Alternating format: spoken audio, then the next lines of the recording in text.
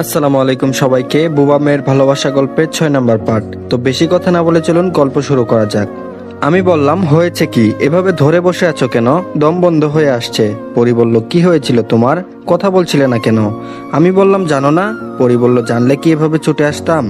আমি বললাম, আচ্ছা তোমার নামটা এখনো জানা হয়নি, তোমার নামটা যেন কি? পরি বলল, তারিন। আমি বললাম, মানে? আর তুমি কি আমাকে সত্যি সত্যি ভালোবাসো? পরি বলল, সত্যি সত্যি ভালোবাসি। আমি বললাম, তাহলে একটা কথার জবাব কি পেতে পারি? পরি বলল, আপনার যা জিজ্ঞেস করার করেন, তবুও আমাকে কখনো ছেড়ে দেওয়ার চিন্তা ভাবনা করবেন না। আমি বললাম, আচ্ছা ঠিক আছে। শুভ্রা নামের কাউকে চিনো? পরি একটু আটকে উঠলো, তারপর আমতা আমতা করে বলল, চিনি। আমি বললাম, কে হয় তোমার? পরি বলল, আমার যমজ বোন, কিন্তু আমি তাকে ঘৃণা করি। তার কর্মকাণ্ড চালচলন আই ডোন্ট লাইক। আমি বললাম, তুমি জানো সে কি কি করে? পরি বলল, কিন্তু আপনি তার সম্পর্কে জানলেন কিভাবে? আমি বললাম, জানার অনেক মাধ্যম আছে। পরি বলল, আপনাকে নিয়ে খুব ভয় হয়। আমি বললাম, কেন? পরি বলল, শুভনা আপনাকে টার্গেট করেছে। আমি বললাম, তুমি এখানে এসেছিলে কেন? পরি বলল, আমার কথা শুনলে আপনি আমাকে ভুল বুঝবেন। আমি বললাম, না বুঝবো না, তুমি বলো। পরি বলল, আমার মাথা ছুঁয়ে প্রমিস করেন। আমি বললাম, করলাম। আচ্ছা তুমি এখন বলো। তারপর বলল, তবুও ভয় হয়, আপনি যদি বুঝে দূরে ঠেলে দেন। আমি বললাম, তোমার মনে যদি পাপ না থাকে তাহলে দূরে ঠেলে দিব না, প্রমিস। তারপর পরি বলল, আমিও শুভ্রার কাজে জড়িত, কিন্তু আপনার সহজ সরল চলাফেরা, মনুষ্যত্ববোধ আর সুন্দর একটা নিষ্পাপ মন আমাকে মুগ্ধ করেছে। আমি বললাম, এখনই 2 রকমের কথা বললে? পরি বলল, কোথায় বললাম? আমি বললাম, একটু আগেই তো বললে তুমি শুভ্রাকে ঘৃণা করো, তার কর্মকাণ্ডকেও। পরি বলল, হ্যাঁ আপনি সঠিক বলেছেন, আমি এমনি এমনি এই পেশায় আসিনি। আমি বললাম, কেন এসেছো? পরি বলল, প্রতিশোধ নিতে। আমি বললাম, কিসের প্রতিশোধ? পরি বলল, আজকে এত কিছু বলবো না, সময় হলে বলবো, কেউ শুনে ফেললে সমস্যা হবে। আমি বললাম, তাহলে এটা তো নিশ্চিত তোমার হাতে আমার মৃত্যু? পরি আমার মুখে হাত দিয়ে চেপে ধরলো। পরি বলল, আমি নিজেকে পরিবর্তন করে ফেলেছি আপনার ছায়ার স্পর্শে, এখন এসব চিন্তা ভাবনা আমার মাথায় নেই, আপনাকে সারা জীবন আগলে রাখতে চাই। আমি বললাম, তারিন? পরি বলল, আপনার মুখে পরি ডাকটাই আমার হৃদয় স্পর্শ করে, প্লিজ তারিন বলবেন না আমাকে। আমি বললাম, আচ্ছা ঠিক আছে, কিন্তু পরি ওদের নজরে এই হিমেল নামটা চলে এসেছে, আমাকে কোনোভাবেই তারা বাঁচতে দিবে না। পরি বলল, আপনাকে নিয়ে আমি ভিন দেশে চলে যাব, যেখানে থাকবে না কোনো রেশারেশি, হিংসা বিদ্বেষ আর টাকার লোভ। আমি বললাম, আমি যাব না। পরি বলল, কেন যাবেন না? আমি বললাম, আমার পরিবার আছে। পরি বলল, ওদের টার্গেট আপনি, আপনার পরিবার না। আমি বললাম, তবুও। পরি বলল, ধ্যাত বোকা, তাদের নিয়ে এত চিন্তা করতে হবে না, আমি আছি তো। তাদেরকে বলবেন যে আপনি 1 বছর বাড়িতে আসতে পারবেন না, কাজের প্রচন্ড চাপ, 1 বছর পর দেখবেন সব ঠিক হয়ে গেছে। আমি বললাম, সত্যি তো? পরি বলল, পরি আমাকে আরো শক্ত করে জড়িয়ে ধরে এক পাশ দিয়ে শুয়ে পড়ল। আমি ক্ষত জায়গাটা যত দ্রুত সম্ভব দূরে রাখলাম তার থেকে। পরীকে ঘিরে প্রশ্ন তৈরি হয়েছে হাজারটা, আমি সঠিক সিদ্ধান্ত নিতে পারছি না। সকালে আনাস মেসেজ দিয়ে বলল, সে নাকি মিশন শেষ হওয়ার আগে পর্যন্ত আমার সাথে কোনো প্রকার যোগাযোগ করতে পারবে না, কারণ সে যদি আমার সাথে যোগাযোগ করে তার নাকি আরো প্রবলেম ফেস হবে। শুধু আমার সাথে নয়, সে পুরো পৃথিবী থেকে বিচ্ছিন্ন, শুধু ইন্টারনেটের মাঝে তার বিস্তার থাকবে।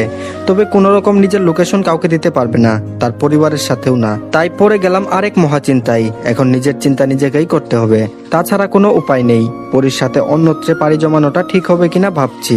এটা অবশ্য ঠিক হবে, জগৎ সংসারের আড়ালে চলে যায়, সেটাই বেটার। এই রঙিন দুনিয়া খুবই নিষ্ঠুর। পরি আমাকে এত ভালোবাসে, সঙ্গী হতে চাই, তাকে নিয়ে বাকি জীবনটা অন্যভাবে কাটিয়ে দিলে মন্দ নয়।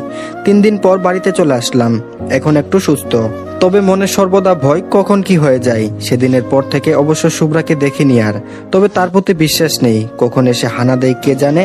পরীকে দেখছি সেই অনেকক্ষণ যাবৎ রান্নাঘরে, ওর মতো মেয়েরা রান্না করতে পারে সেটা ভেবেও অবাক লাগে। মেয়েটা এই কদিনে বেশ আপন করে নিয়েছে আমায়, আমার প্রতি তার আদুরে কেয়ারগুলো বেশ ভাবিয়ে তুলে আমায়। আমি বারবার নিজেকে প্রশ্ন করি, পরি কি সত্যি আমার, নাকি সব স্বপ্ন? কিন্তু উত্তর তো একটাই, চোখের সামনেই তো হচ্ছে, অগোচরে কিছু নয়। আমি রুমের ভিতরেই একটা চেয়ারে বসে আছি, এখান থেকে সরাসরি পরীকে দেখা যাচ্ছে, কি যে রান্না করছে আল্লাহ জানে। একটু পর পর আঁচল দিয়ে ঘাম মুছতেছে। হঠাৎ লক্ষ্য করলাম কে যেন পিছন থেকে চুল টেনে ধরেছে। এমন কাজ লক্ষ্মী বোন দুটো ছাড়া কেউ করবে না। আমি পিছনে তাকিয়ে দেখলাম ভাবনা সঠিক, তবে এখানে একজন আছে, চিনতে পারছি না কে সে। আমি কনফিউশনে পড়ে গেলাম, কোনটা হিয়া না দিয়া? আমি বললাম, কোনটা তুই, হিয়া না দিয়া? তারপর দিয়া বলল, বলবো না। আচ্ছা সঠিকভাবে যদি বলতে পারিস আমি কে, তাহলে আমি তোকে 50 টাকা দিব, আর যদি তুই না পারিস আমাকে 50 টাকা দিবি। আমি বললাম, টাকা জমা দে। দিয়া বলল, তোর কাছে না, ভাবির কাছে জমা দিব। আমি বললাম, যা ডেকে নিয়ে আয়। একটু পরে দুজন আসলো, আমি বেশ কনফিউশনে পড়ে আছি আসলে কে। দিয়া বলল, কই টাকা দাও ভাবির কাছে। আমি পকেট থেকে 50 টাকা বের করে জমা দিলাম, সেও দিল। তারপর বলল, এবার বলো তো আমি কে? ওয়েট, শর্ত একটাই, জাস্ট একবার চান্স। আমি একটু ভেবে বললাম, হিয়া। দিয়া বলল, হয় নাই, আমি দিয়া। এটা বলে পরীর হাত থেকে টান দিয়ে টাকা নিয়ে গেল। আম্মু দূর থেকে দেখছিল সব। কাছে এসে বলল, তুই কি আজও তোর বোনদের চিনিস না? এটা তো হিয়াই ছিল। আমি বললাম, কি এত বড় বাটপারি, টাকা ফেরত দে। তারপর হিয়া হেসে হেসে বলল, হি হি, এত সহজ? আম্মু বলল, ওর হাতের 50 টাকাও তোর মানিব্যাগ থেকেই নিয়েছে। আমি বললাম, ও মাই গড, তোমার মেয়েরা এত চালাক হইল কবে? হিয়া টাকা নিয়ে চলে গেল। আমি বললাম, আচ্ছা আম্মু, এমন হয় নাই কোনোদিন যে শীতের সময় একজনকে ভুলে 2বার গোসল করিয়ে ফেলেছো? আম্মু বলল, এরকম হয়নি, তবে একদিন রমজানের সময় তোর আব্বু হাট থেকে আপেল এনেছিল, আমি ভুলে 2বার দিয়াকেই দিয়ে ফেলেছি। পরে হিয়া এসে বলল, আমার আপেল কই? আমি তো আশ্চর্য হয়ে রইলাম, বলে কি, এইমাত্র তো দিলাম। পরে দেখি দিয়া আপেল খেতে খেতে রুম থেকে বেরিয়ে এসে বলতেছে, আম্মু আমাকেই 2বার দিচ্ছ। আমি বললাম, হা হা হা, এই জন্যই তো বলছি দুজনকে 2 কালারের ড্রেস কিনে দাও। আমি এখনো সঠিকভাবে বলতে পারি না কোনটাকে। আম্মু বলল, তুই আর পারবিও না। বিকেলে বারান্দায় বসে বসে মোবাইলে গেমস খেলছিলাম। পরি এসে একটা চেয়ার টেনে আমার পাশে ঘেসে বসলো।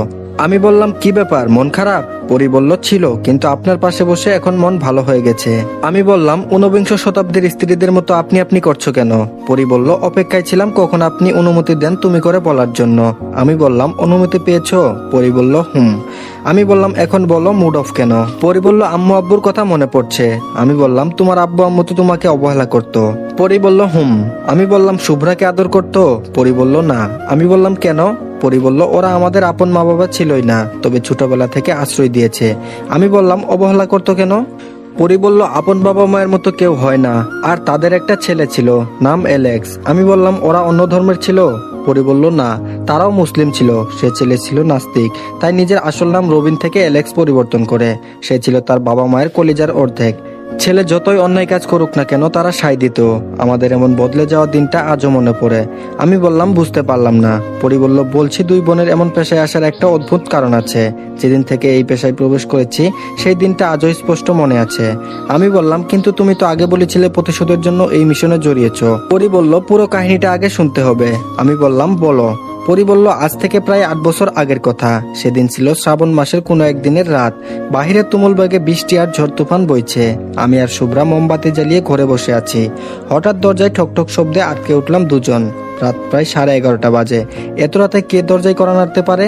শুভ্রা ভয়ে দরজা খুলে দিল। অ্যালেক্স দরজা খুলে শুভ্রার উপর ঝাঁপিয়ে পড়ল।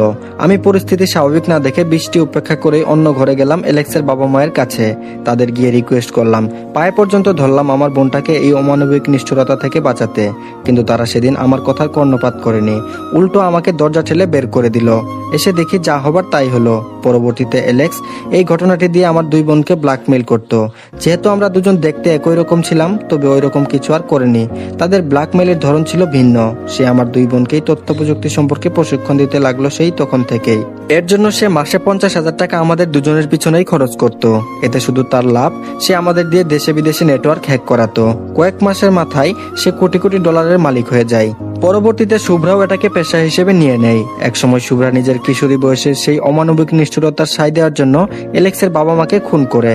তবে অ্যালেক্সকে কিছু করতে পারেনি। সেও অ্যালেক্সকেও কিছু করতে ইচ্ছুক না। সে মনে করে অ্যালেক্স তার ভাগ্যের পরিবর্তন করেছে, তাই সে অ্যালেক্সকে ক্ষমা করে দিয়েছে।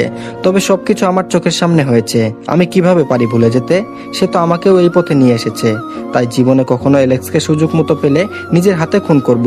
এটাই হচ্ছে আমার প্রতিশোধ। এই নেশায় আমি নেমেছিলাম, এই খেলায়। আমি দীর্ঘশ্বাস ছেড়ে বললাম, এই জন্যই কি তুমি শুভ্রাকে ঘৃণা করো? পরি বলল, হুম।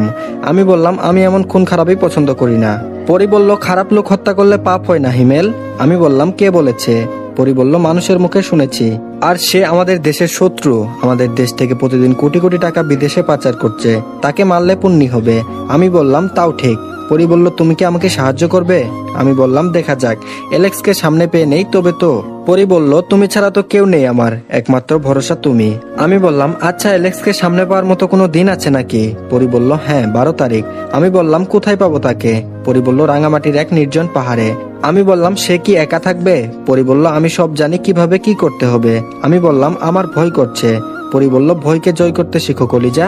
আমি বললাম, এটা আবার কেমন ডাক? পরি বলল, আধুনিক কাপলদের ডাক। আমি বললাম, ভেবেই পাই না আমি আধুনিক হলাম কবে। আচ্ছা বাদ দাও, বিয়ে করবে কবে? পরি বলল, যখন বলবে। পরি আবার বলল, আমাদের হাতে একদম সময় নেই, 12 তারিখ আসতে আসতে আর 4 দিন বাকি আছে, এর মাঝে যা করার করতে হবে।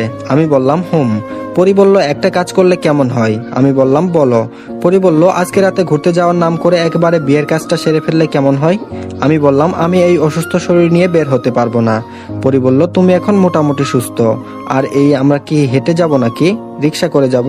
আমি বললাম, ঠিক আছে, আমার কিছু বন্ধু বান্ধবকে ফোন দিয়ে জানাতে হবে। পরি বলল, আচ্ছা ঠিক আছে। সন্ধ্যার পর রেডি হয়ে বসে আছি। পরি সুন্দর করে সাজুগুজু করেছে। মেয়েটাকে দেখতে এমনিই বেশ অপরূপ, আবার সাজার কি দরকার? কেন যেন বুকটা ধরপড় করছে। বিয়েটা হবে তো? সানি, রানী আর জিসানকে বললাম কাজী অফিসে যেতে। ওরা আমার কলেজ লাইফের ফ্রেন্ড। এখানে আনাস নেই, বনলতা ইন্ডিয়া গিয়েছে, তার পিসির নাকি অবস্থা বেশি ভালো না। রিক্সায় বসে আছি মায়াবতীর সাথে। ল্যাম্পপোস্টের আলোতে বেশ ভালোই লাগছে পরীকে। এখন শুধু একটা গান মনের মাঝে বাজছে, এই পথ যদি না শেষ হয় তবে কেমন হতো। যাই হোক, রিক্সাওয়ালা থেমে নেই, সে পথ শেষ করার জন্য অগ্রিম প্রস্তুত। আফসোস করে লাভ নেই, অবশেষে পরি তো পাচ্ছে। আল্লাহ আল্লাহ করে শুধু বিপদটা কাটিয়ে উঠতে পারলেই হলো। পরীকে নিয়ে টুনাটুনি সংসার পাতবো না, এটা করা যাবে না। আমার আব্বু আম্মু আছে, আদরে বোন আছে, তাদের ফেলে আমি কখনো একা সুখী হতে পারবো না।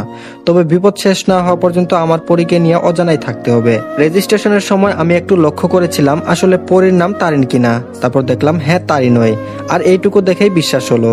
আর বেশি দেখার প্রয়োজন বোধ মনে করলাম না, কারণ পরি মনে মনে ভাববে আজও তাকে আমি অবিশ্বাস করি। এখন পরি আমার স্ত্রী, অবিশ্বাস করার মতো কিছু নেই আমাদের মাঝে। মাঝপথে নারী বায়না ধরলো ফুচকা খাবে, তাই রিক্সা থামিয়ে ফুচকাওয়ালার কাছে গেলাম। আমি এসব ছাইপাস খাই না, তবে মেয়েদের পছন্দের এটা জানি। পরি আমার পাশে বসে ফুচকা খাচ্ছে, আমি অন্য পাশে তাকিয়ে আছি। খাই না এটা ঠিক, তবে তাকিয়ে থাকলে জিভে পানি আসবে এটাও ঠিক। পরি আমাকে জোর করে 2 পিস খাইয়ে দিল। কি বুঝে মেয়েরা এত অপেক্ষা করে ফুচকা খায় সেটাই বুঝি না। তবে পরির ফুচকা খাওয়াটা অস্বাভাবিক, সে এটাতে অভ্যস্ত না। হয়তো শখের বসে খেতে বসেছে, সমস্যা নেই, অভ্যস্ত হয়ে যাবে কোনো এক সময়। একটা চাদর দিয়ে মুখ ঢাকা লোককে বেশ অনেকক্ষণ যাবত লক্ষ্য করলাম আমাদের ফলো করছে। সে দূরের একটা চায়ের দোকানে বসে আছে আর আমাদের দিকে বারবার তাকাচ্ছে। বিষয়টা আমার অস্বাভাবিক লাগলো, তাই পরীকে নিয়ে যত সম্ভব তাড়াতাড়ি বাড়ি চলে আসলাম। আবার কে জানে কোন বিপদ আসতে চলেছে।